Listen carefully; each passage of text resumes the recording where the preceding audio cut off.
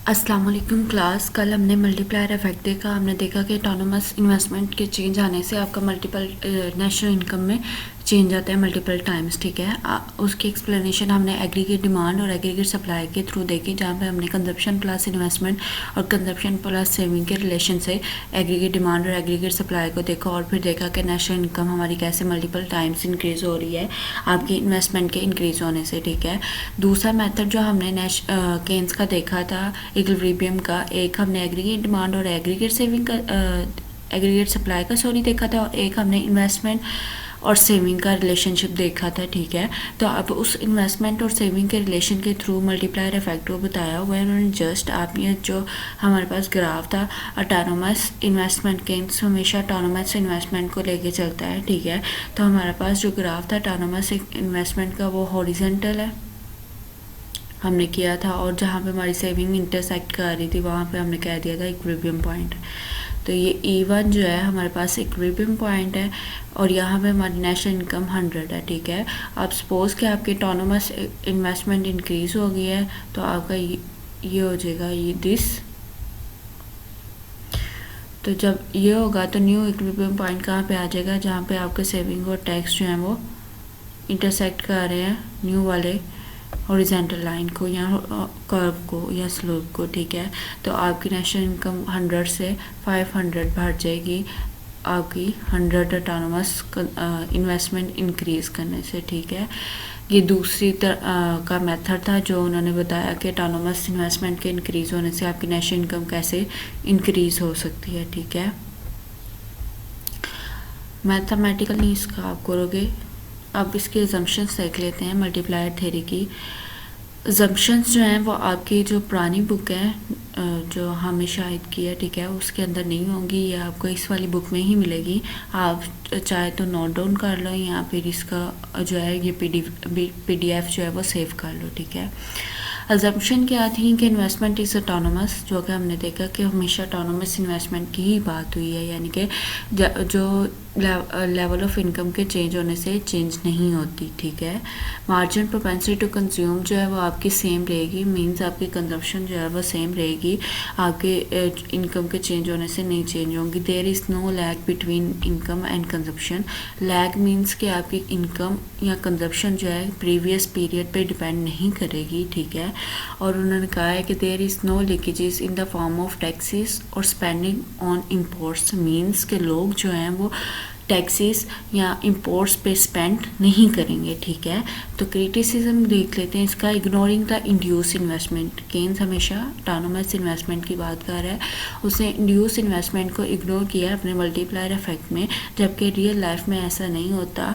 आपके जो induce investment है वो भी मेन रोल प्ले करती है, ठीक है।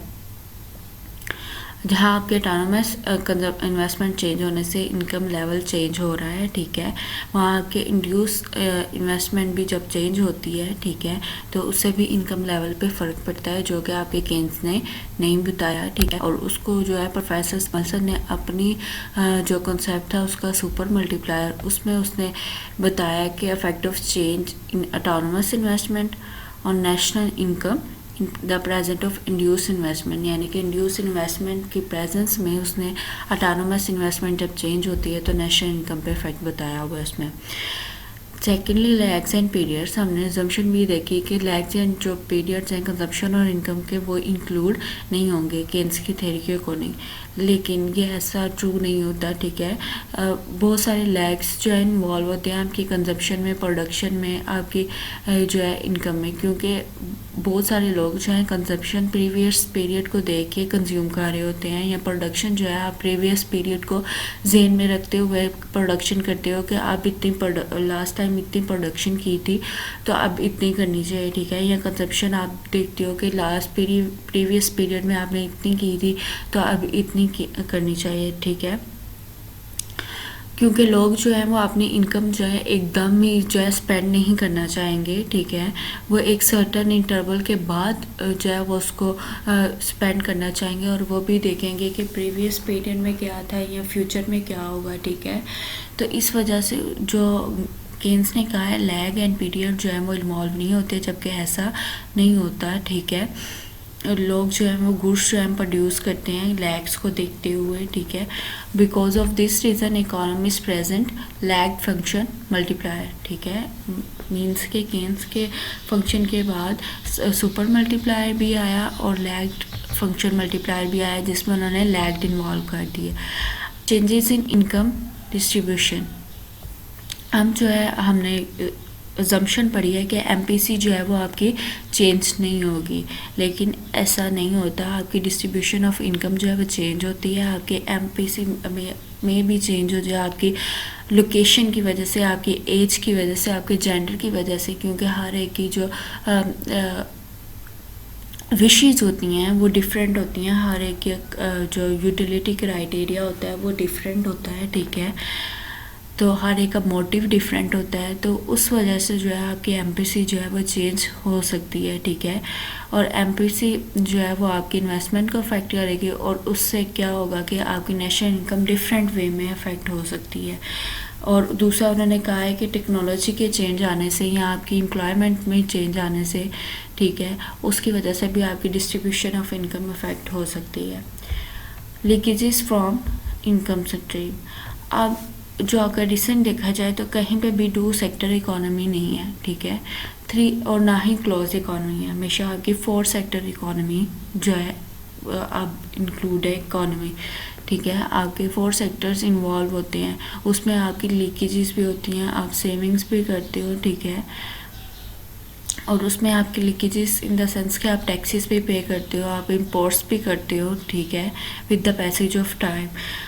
तो यहाँ पे उन्होंने कहा है कि इकॉनमी जो है ना 2 सेक्टर इकॉनमी है और ना क्लोज इकॉनमी है, ठीक है। और 3 सेक्टर इकॉनमी में जो है लोग टैक्सेस पे करते हैं जब आपके कॉर्पोरेट एक्सपेंडिचर भी इन्वॉल्व हो जाते हैं, और 4 सेक्टर इकॉनमी में लोग जो है वो इम्पोर्ट्स पे स्पेंड भी करते हैं। तो लीकेजेस होता है, जो कि आपके केस ने कहा है कि लीकेजेस और टैक्सेस जो है स्पेंडिंग्स नहीं होंगी, ठीक है। ये था इसका क्रिटिसिज्म। नेक्स्ट हम इंशाल्लाह आईएएस कर्व देखेंगे। आज के लिए इतना ही, अल्लाह हाफिज़।